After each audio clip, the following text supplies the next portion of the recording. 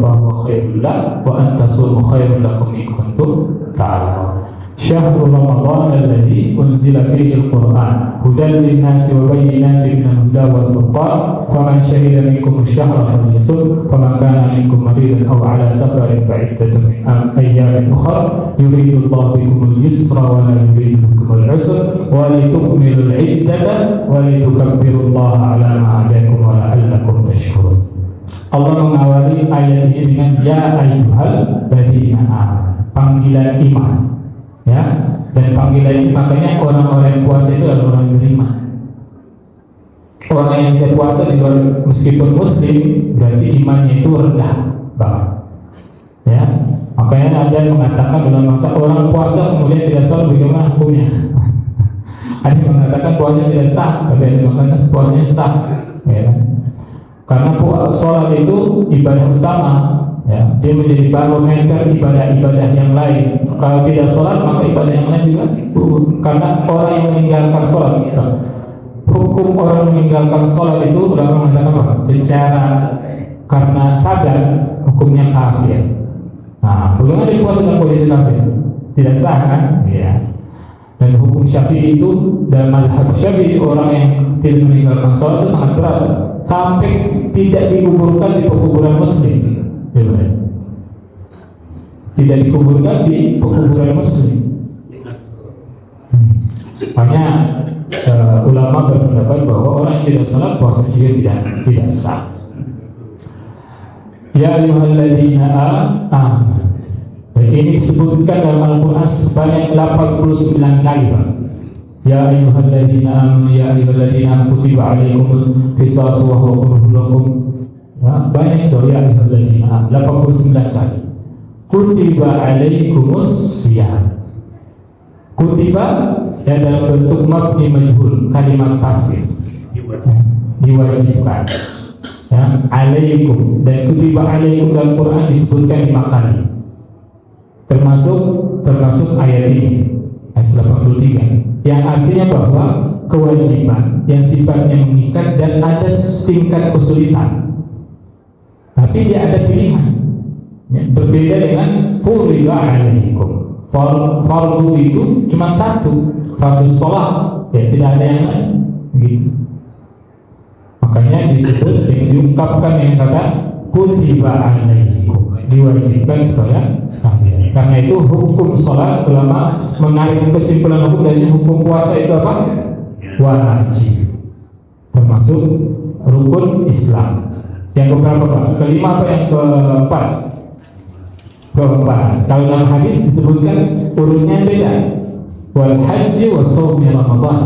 Dalam hadis itu Pak, haji dulu baru puasa Ramadan. Tapi ulama kemudian mengurutkan puasa dulu baru ibadah haji. Karena ibadah haji yang paling terakhir dilaksanakan membutuhkan persiapan cukup. Kutiba alaikumus siyam. As-siyam, penggunaan kata as-siyam bukan as-shaum. As-shaum hanya dalam hadis. Ya, shaum Ramadan.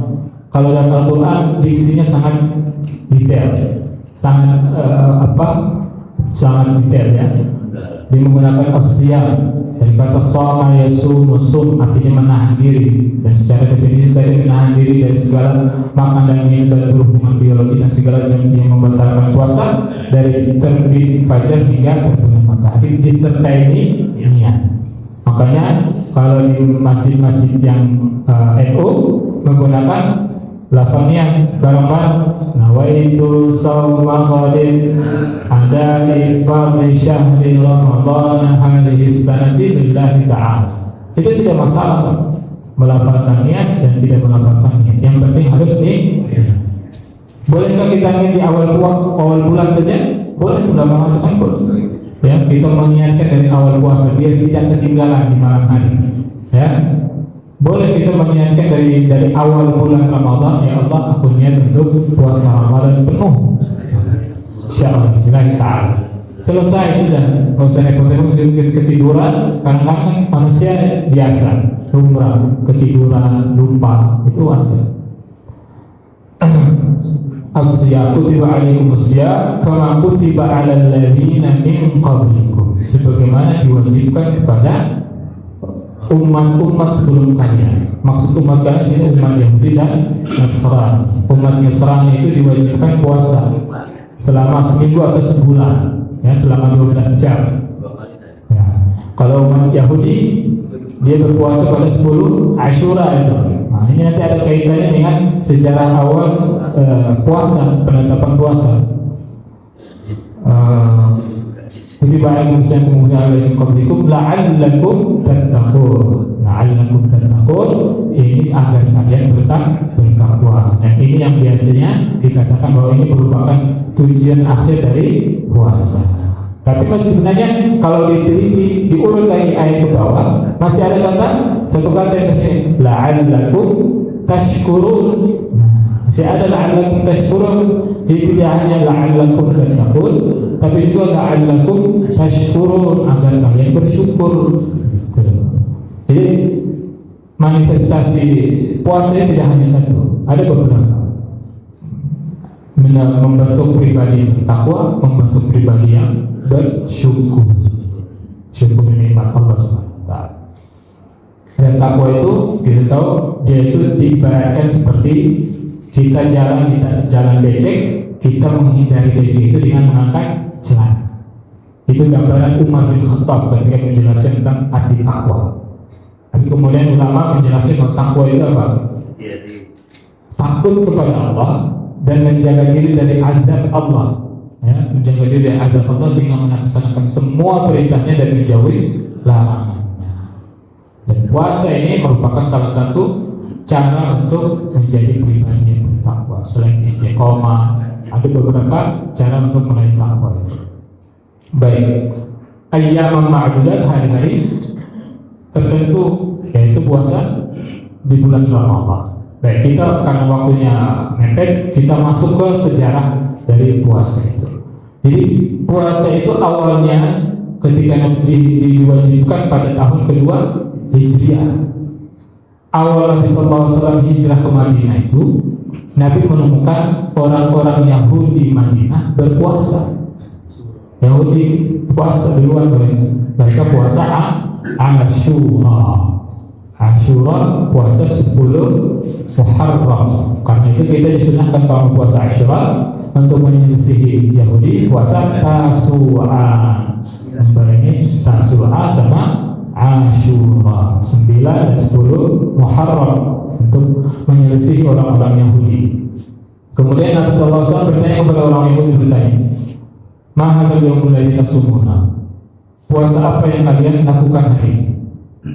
Orang Yahudi menjawab, "Hadza yaumun azim." Ini hari yang agung. Ya, bahasa-bahasa agama kan itu bahasa yang agung. Ya. Najallahu Musa wa qaumah. Allah menyelamatkan Musa dan kaumnya. Wa gharraqa Fir'aun wa qaumah, dan menghilangkan Fir'aun dan kaum. Fasamahu Musa syukran, karena itu Nabi Musa berpuasa pada hari ini sebagai ungkapan syukur. Fanahnu nasum, karena itu kami juga berpuasa pada hari ini. Mendengar itu Nabi SAW langsung bersabda, "Nahnu ahaqqu wa awla bi Musa minkum." Kami ini umat yang lebih berhak dan lebih utama mencintai Musa daripada kalian. Karena apa? Karena kami mengikuti ajaran tauhid, sedangkan kalian merubah-rubah ajaran Taurat, ya kan? Kemudian Nabi SAW memerintahkan para sahabat untuk puasa Asyura. Sudah, para sahabat kemudian mereka berpuasa Asyura. Lalu pada tahun kedua turun perintah salat puasa Ramadan. Ya ayyuhalladzina amanu kutiba alaikumus-siyam kama kutiba alal ladzina min qablikum la'allakum tattaqun. Maka Nabi sallallahu alaihi wasallam memberikan pilihan kepada para sahabat untuk puasa Asyura atau puasa Ramadan. Tapi Nabi sallallahu alaihi wasallam sendiri berpuasa Ramadan. Ya, Nabi sallallahu alaihi wasallam ketika itu berpuasa Ramadan.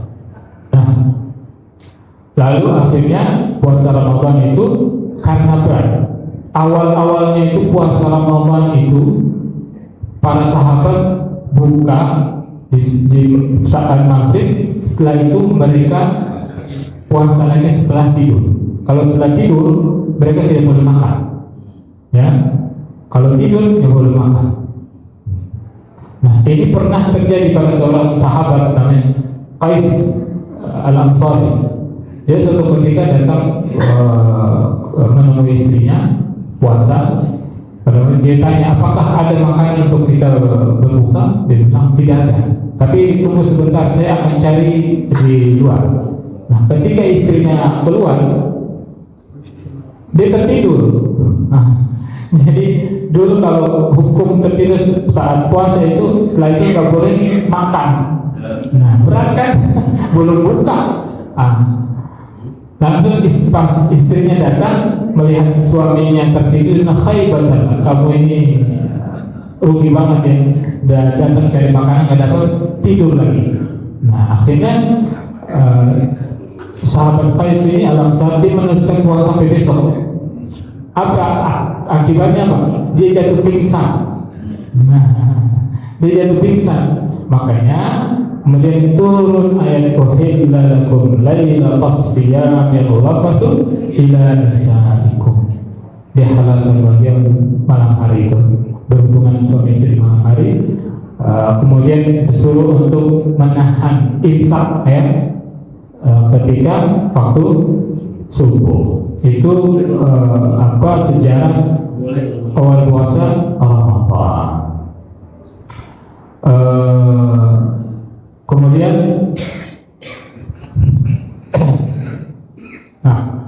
dalam ibadah puasa Ramadan itu ada beberapa ibadah yang kita dianjurkan untuk laksanakan. Di antaranya salat tarawih. Ini menjadi biasanya kalau orang yang kurang belajar, fanatik, dia bisa gampang menyalahkan pihak lain yang berbeda dengan dia. Nah, itu yang menjadi masalah, dan itu bisa memperuncing perbedaan di antara umat Islam. Karena umat Islam itu kita tidak dipaksain kamu harus ikut mazhab ini, nggak bisa, itu pilihan pribadi orang masing-masing. Dia merasa nyaman dengan apa, dia ikuti mazhab itu. Nah, salat tarawih itu asal kata tarwih. Tarwih dari kata raha.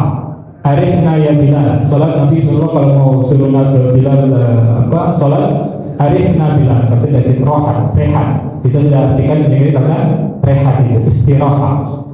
Rehatkanlah kami wahai Bilal. Maksudnya suruh azan. Biar dengan salat kita merasa rehat. Kata tarwih, dan itu diambil dari kebiasaan para sahabat ketika itu. Mereka sholat 4 rakaat, tapi dengan bacaan panjang, bacaannya panjang. Kalau dulu Hudzaifah dia menjelaskan, saya pernah sholat malam dan tarawih itu di belakang Nabi, membaca surat Al-Baqarah, Al-Imran, Nisa. Mengekor ya. Kita ini udah 4 rakaat, udah ambil 11 rakaat, minta cepat lagi Pak ya. Tapi ada yang parah, yang 23 cepat banget tuh.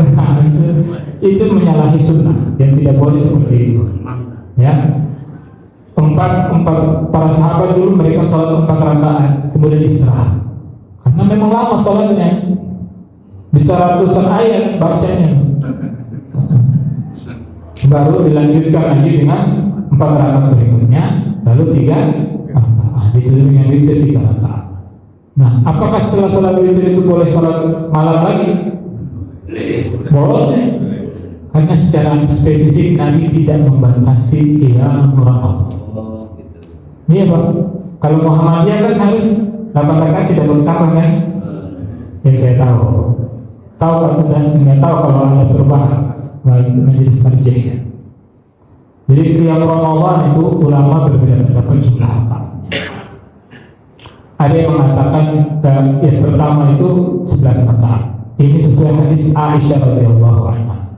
Ketika ditanya bagaimana sholat Nabi SAW di malam hari, beliau menjawab, Aisyah menjawab 4 rakaat. Tapi kamu tidak bisa melihat